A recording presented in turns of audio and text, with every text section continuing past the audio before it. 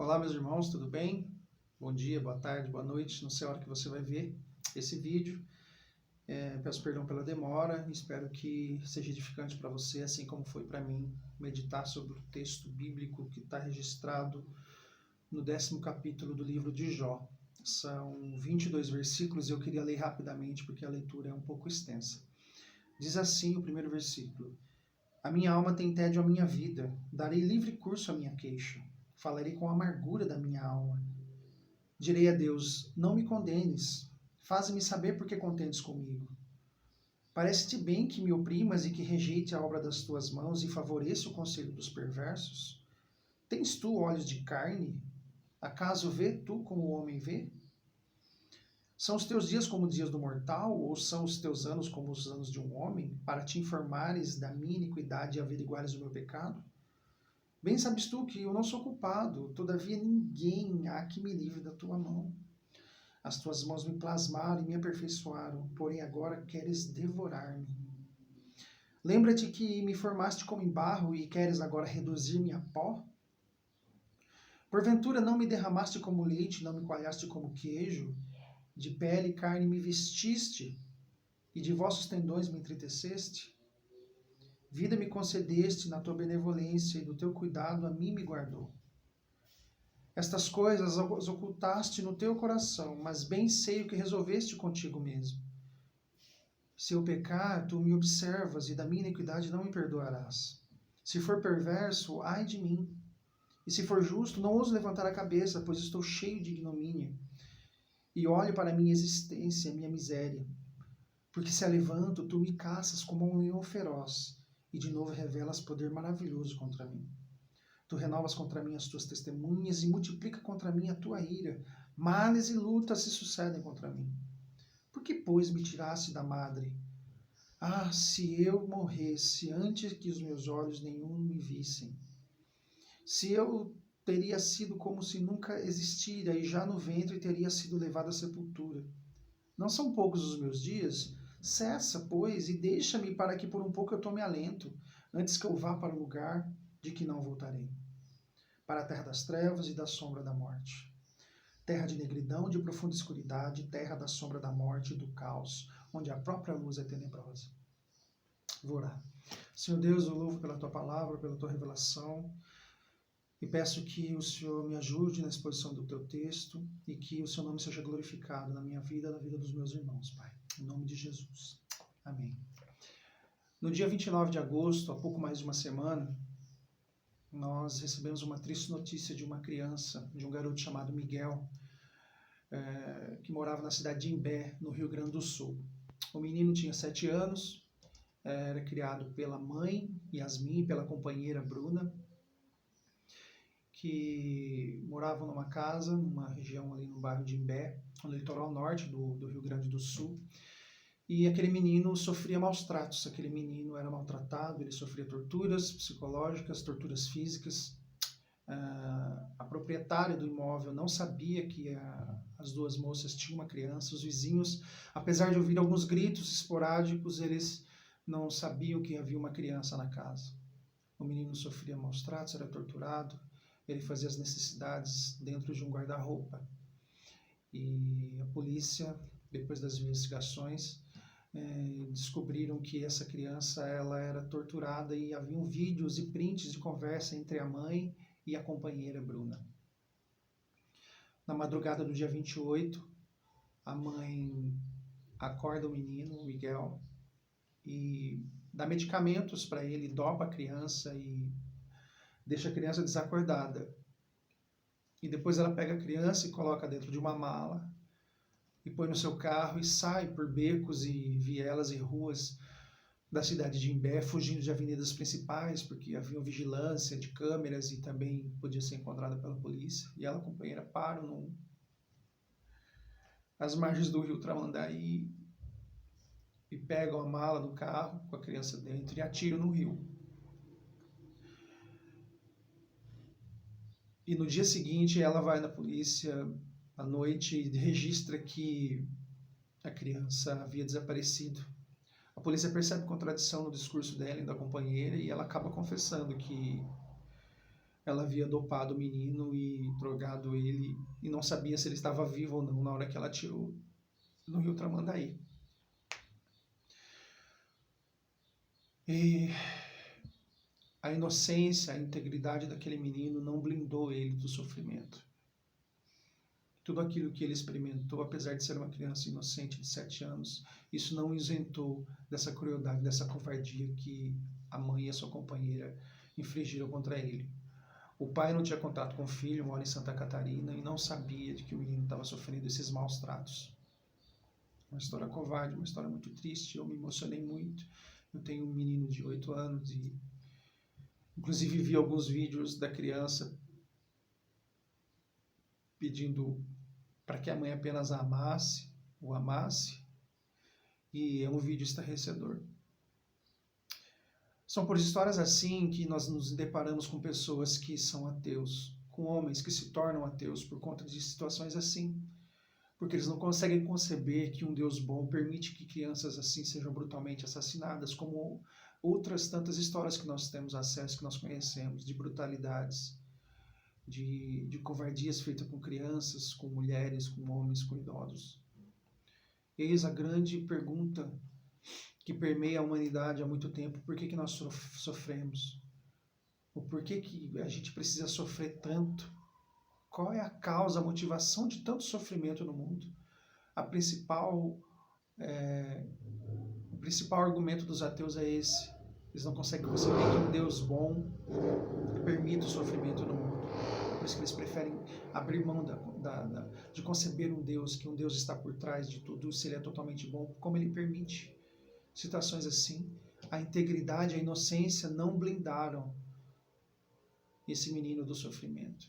Não blindaram a sua vida das covardias e da tortura, dos espancamentos que ele sofreu apenas com tenridade, apenas 7 aninhos ele tinha. Há um poeta brasileiro não muito conhecido, Leandro Gomes de Barros é o nome dele, um poeta do século passado. Ele escreveu um poema fantástico que expressa essa busca do homem por respostas. Ele diz assim: se eu conversasse com Deus, eu iria lhe perguntar por que é que sofremos tanto quando viemos para cá? Que dívida é essa que nós não conseguimos pagar?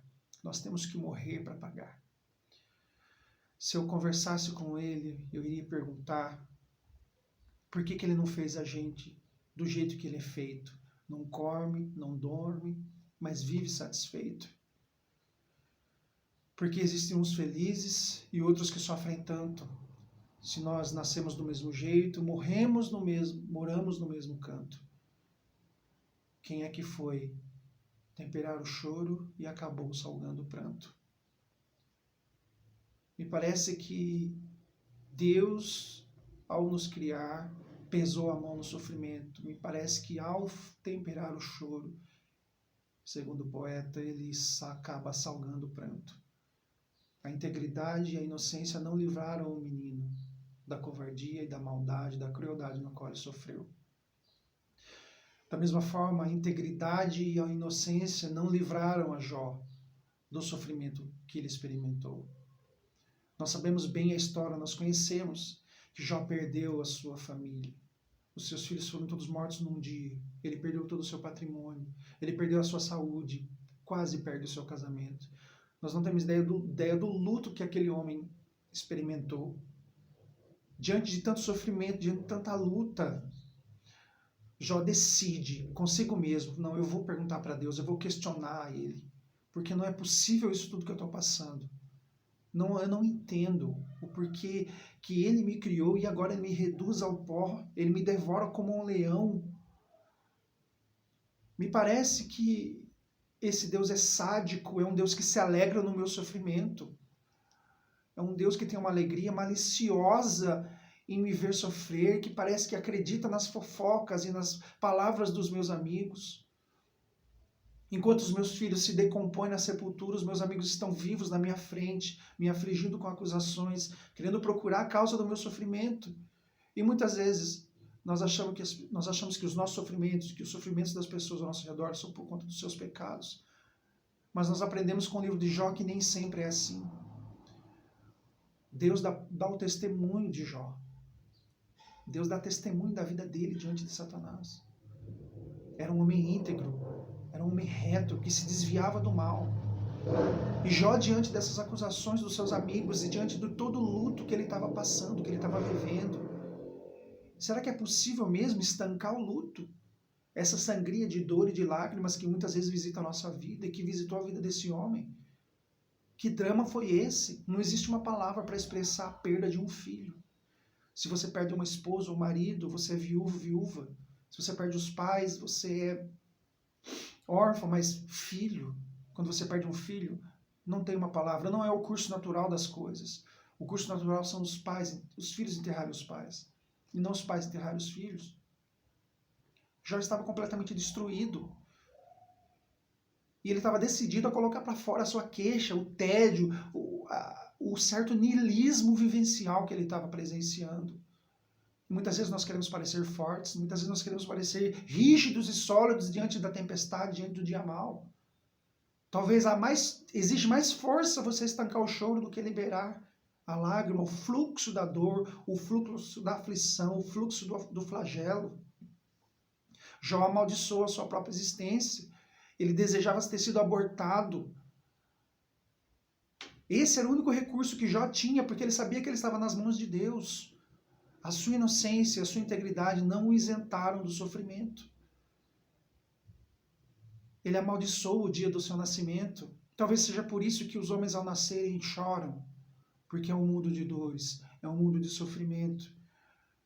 A sua existência parece ser um castigo, porque o sofrimento de tempos em tempos toca a nossa régua, a régua vivencial da nossa vida. O sofrimento sempre nos pega de surpresa. Nós vemos que na Escritura que o sofrimento de Jó, ele não estava sozinho. Deus estava com Jó no seu sofrimento.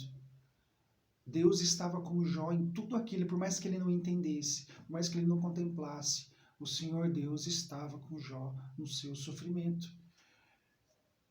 Diante das suas queixas, ele diz, o Senhor não tem olhos de carne, nessa passagem que nós lemos. O Senhor tem olhos de carne, o Senhor é mortal. O que Jó está querendo dizer é o seguinte, o Senhor não sabe o que é sofrer.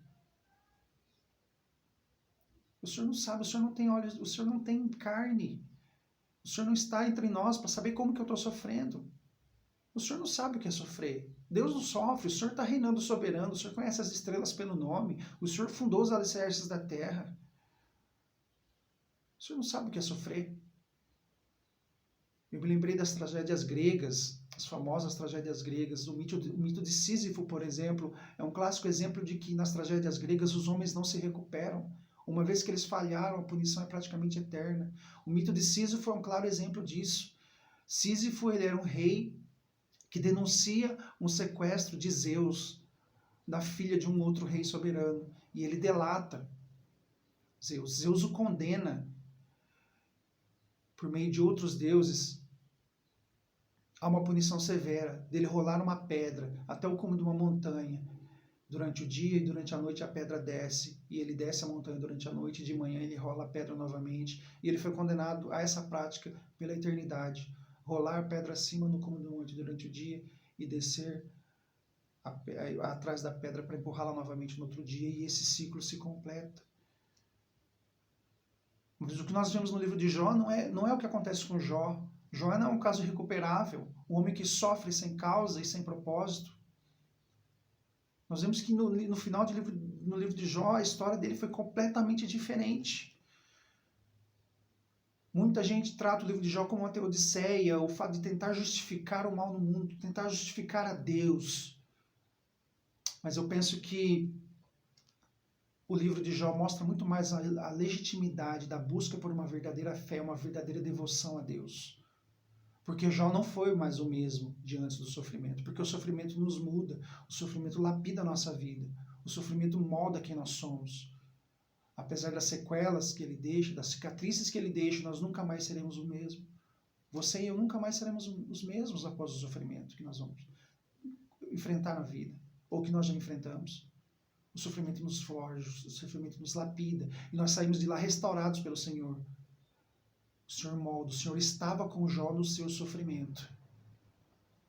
Eu me lembro que quando eu viajava a trabalho pelo estado de São Paulo, trabalhando com vendas, pela correria o meu carro acabava ficando sujo e eu não tinha tempo de limpar, mesmo quando chegava em casa, levava no lava rápido e o carro ficava sujo, acumulando sujeira dentro e fora do carro.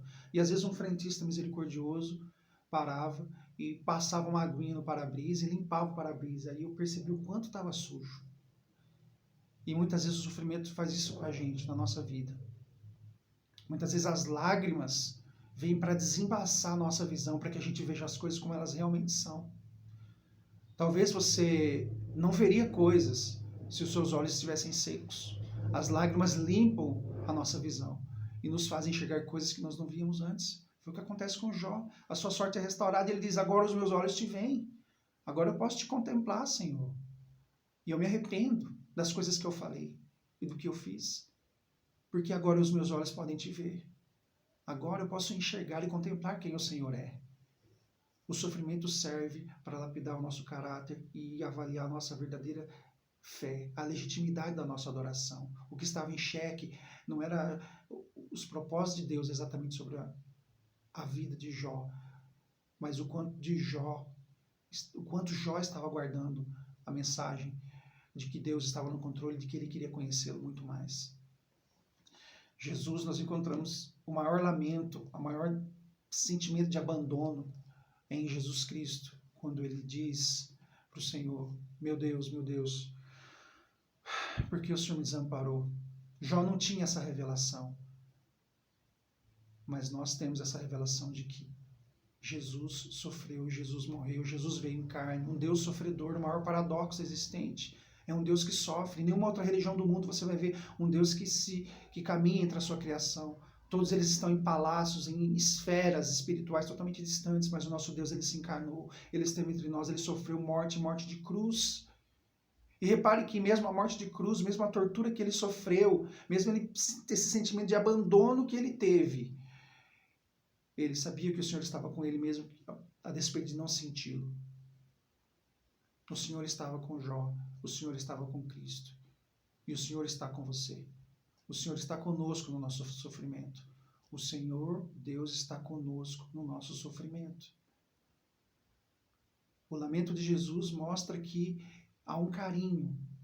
E muitas vezes esse é o único recurso que nós temos. Porque nós não temos resposta para todas as coisas, nós não temos resposta para muitas perguntas. E para o sofrimento nós não temos também.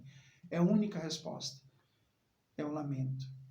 O único recurso que muitas vezes nos sobra é o lamento, é depender da misericórdia e entender que o Senhor está no controle e que Ele está conosco no nosso sofrimento. E eu gostaria de mudar o foco da pergunta, por que sofremos? Nós não temos resposta para isso. Mas para que sofremos? Para que sofremos? O que o Senhor tem conosco quando nos aflige? Quando permite que coisas que fogem completamente da nossa alçada vêm e nos tiram o descanso, nos tiram lágrimas, e quando dói. Quando a dor é profunda, quando a ferida é profunda. Jesus, ao sair da sepultura, a sepultura não tirou as suas cicatrizes. Ele foi identificado pelos seus discípulos pelas suas cicatrizes. E muitas vezes o sofrimento na nossa vida nos deixa marcas, para que nós sejamos identificados por isso e que nós sejamos admirados pelo sofrimento que nós passamos, que vai servir para sermos identificados diante das pessoas. O sofrimento vai nos forjar e vai fazer com que nós tratemos as pessoas com as mesmas feridas, da mesma forma que nós somos tratados pelo Senhor. Ora, nós vemos inúmeras pessoas que sofreram acidentes de carro, que ficaram paraplégicas, ou mesmo enfermidades como câncer, como outras tantas.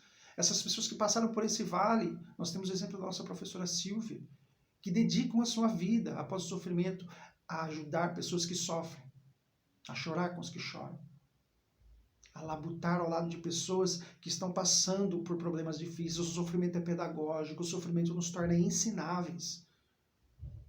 O sofrimento coloca o nosso pé no chão, a não entender o porquê, mas o para que o Senhor permite que nós soframos.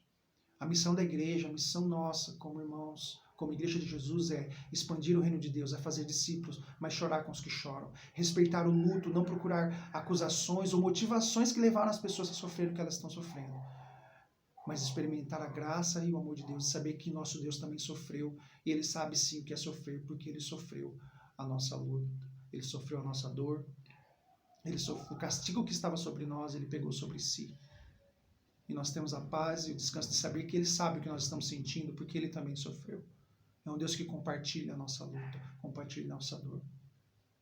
Eu espero que essa palavra encontre o seu coração e mude a sua vida.